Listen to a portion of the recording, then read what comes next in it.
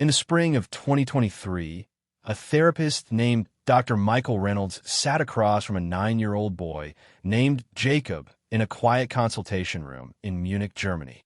The boy's parents had brought him in after months of disturbing behavior, night terrors that left him gasping about bunkers and fires, an obsessive need to draw maps of Berlin that showed streets as they existed 80 years ago, and a profound, crushing guilt that seemed far too heavy for such young shoulders.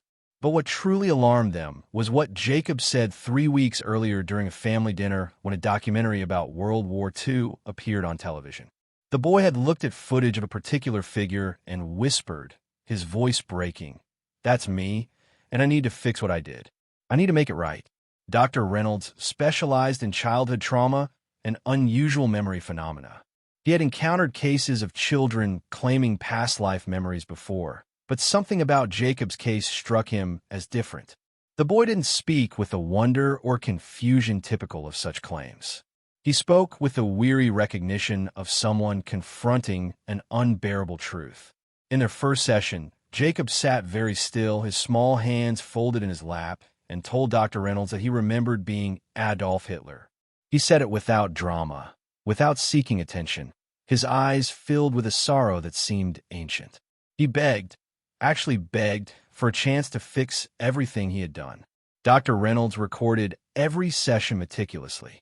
He brought in Dr. Anneliese Hoffman, a historian from Humboldt University, and Dr. Yuki Tanaka, a researcher who had spent 2 decades studying cases of past life memory claims.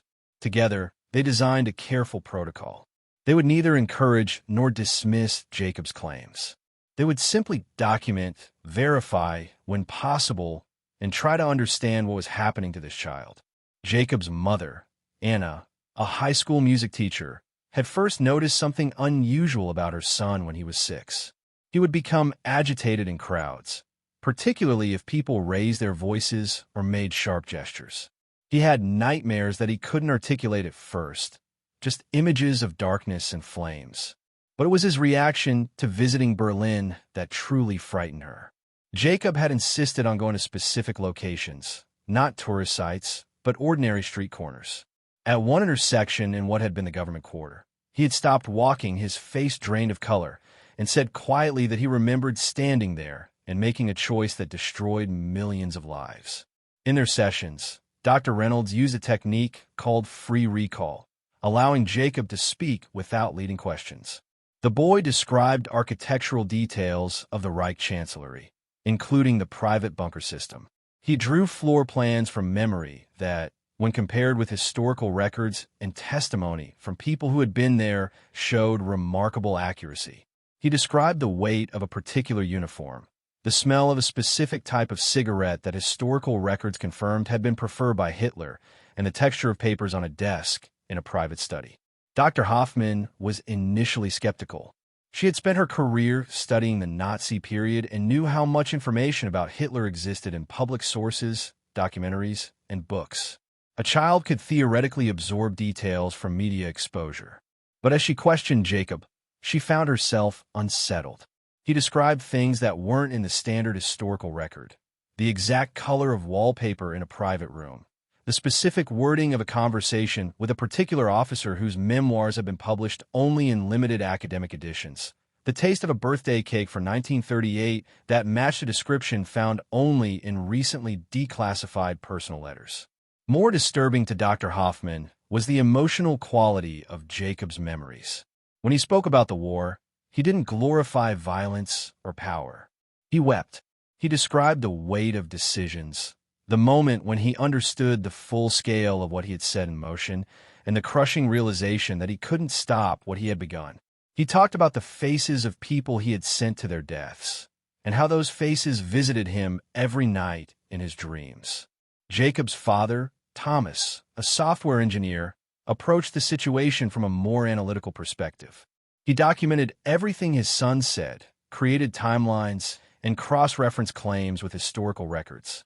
He found that Jacob spontaneously provided information that checked out approximately 78% of the time when verifiable details existed. The other 22% were either impossible to verify or referred to private moments that no historical record could confirm or deny. One afternoon in May, Dr. Tanaka conducted an experiment.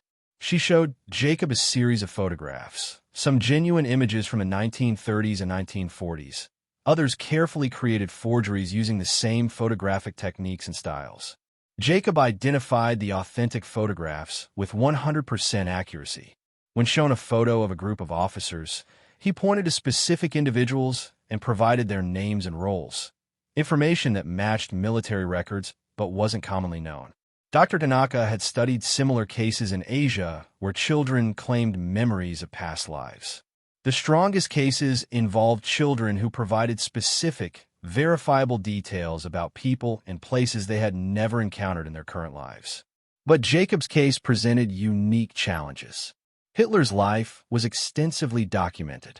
Any detail Jacob provided could theoretically be explained by exposure to historical materials. What couldn't be easily explained was why an ordinary 9-year-old boy would carry such profound guilt, or how he knew details that existed only in obscure archives. In June, the research team decided to conduct a more controlled test. They arranged for Jacob to visit the German Federal Archives in Berlin, accompanied by archivists who didn't know the nature of the study. The boy was shown documents and photographs that had never been published or displayed publicly. He was asked simply to comment on what he saw. When shown a handwritten note, Jacob's hand began to shake. He described the context in which the note had been written, a meeting on a specific date about military strategy, details that matched archival records completely. When shown photographs of rooms in various buildings, he identified which rooms he remembered and what had occurred in them, descriptions that aligned with testimony from people who had been present.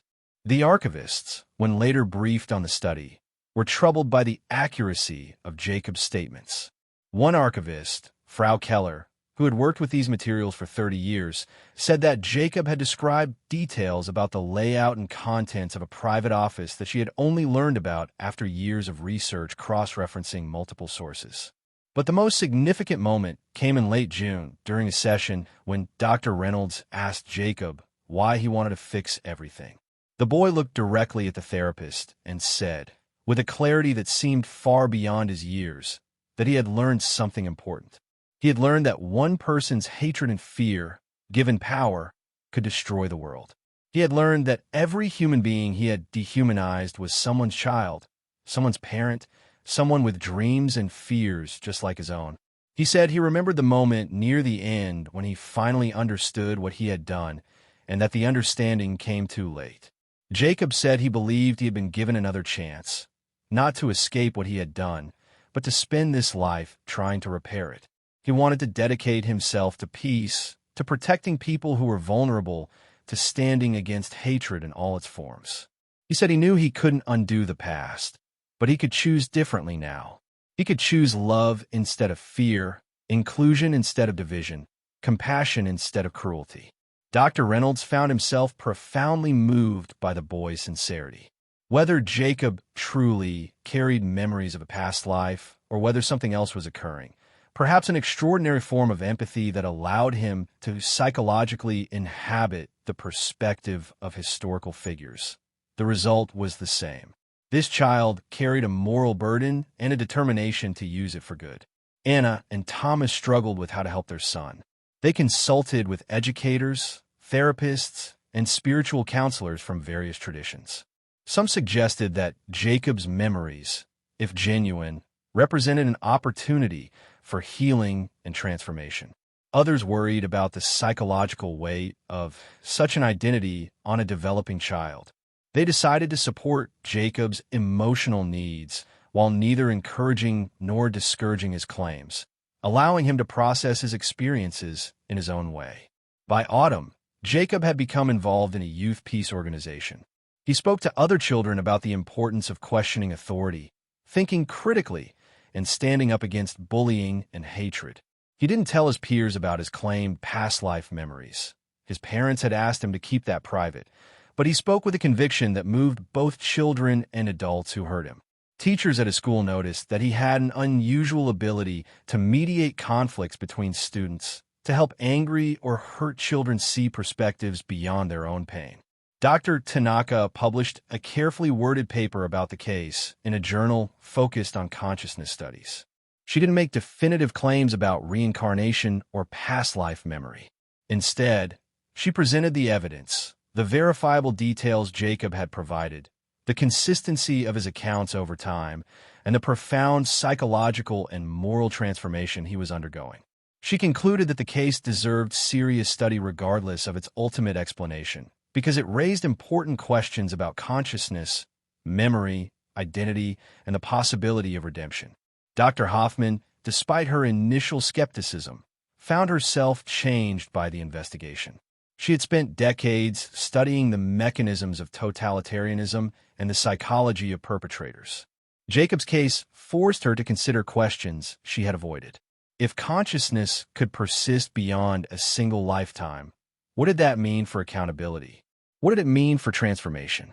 She began to wonder whether the appearance of such cases, if genuine, might represent some deep structure of justice in the universe, a mechanism by which those who had caused great harm were given the opportunity to confront fully what they had done and choose differently. In November, Dr. Reynolds conducted what would be their final formal session. Jacob had begun to integrate his experiences more fully. The nightmares had decreased in frequency. He still carried the memories, he said, but they felt more like lessons now, less like open wounds. He told Dr. Reynolds that he had decided what he wanted to do with his life. He wanted to study history and human rights. He wanted to understand how ordinary people get drawn into supporting terrible things, and how to build societies that resist that pull. He wanted to teach people to recognize the early signs of dehumanization and speak up before it was too late. Dr. Reynolds asked Jacob if he was afraid that people would judge him for claiming to be Hitler in a past life. The boy thought for a moment and then said something remarkable. He said that who he had been mattered less than who he chose to be now. He said that every person carries the capacity for both great harm and great good, and that the work of being human is to choose good every single day, even when it's difficult. He said he'd been given the terrible gift of remembering what happens when someone chooses wrong at every turn, and he was grateful for the chance to choose differently. The research team concluded their formal study in December, though they planned to follow Jacob's development for years to come. They had documented a case that defied easy explanation, a child with detailed, often verifiable knowledge about a historical figure's private experiences, combined with a profound moral and psychological transformation. Whether Jacob truly carried memories from a past life, or whether something else entirely was occurring remained an open question. But the case suggested that human consciousness might be far more complex and mysterious than conventional models allowed. As the year ended, Jacob returned to being an ordinary child in many ways. He played football with friends, struggled with mathematics homework, and loved science fiction movies. But something in him remained different. His eyes carried a weight unusual for a 9-year-old, a depth that suggested he had seen and understood things that most people never confront. His parents watched him with a mixture of pride and protective concern, knowing that their son carried a burden they couldn't fully share but could help him bear. The case raises profound questions that extend far beyond one child's unusual memories. If consciousness can persist beyond individual lifetimes, what does that mean for how we understand identity, accountability, and the possibility of transformation? If the worst among us can be given another chance, what obligations does that place on all of us to choose wisely, to act with compassion, to resist the pull toward hatred and division? And if a child claiming to be one of history's greatest monsters can dedicate his new life to peace and healing, what does that suggest about the human capacity for change? Jacob's story, whether ultimately explained through reincarnation, extraordinary psychological phenomena, or something else entirely, reminds us that every person faces moral choices, and that those choices ripple outward in ways we cannot fully predict. It suggests that the work of being human is the work of constant choosing, between fear and love, between cruelty and compassion, between the easy path of hatred and the difficult path of understanding. And it offers, perhaps, a strange and unexpected hope. that even the worst choices might not be final, that transformation is always possible, and that the universe might be structured in such a way that everyone eventually gets the chance to learn and to choose again. If you're fascinated by cases that challenge our understanding of consciousness, memory, and the nature of identity, subscribe to our channel for more in-depth investigations into past life memory phenomena and the profound questions they raise about who we are and what it means to be human. Each story we explore opens new doors of understanding about the mysteries of consciousness and the possibility that we are far more than we seem. Retry.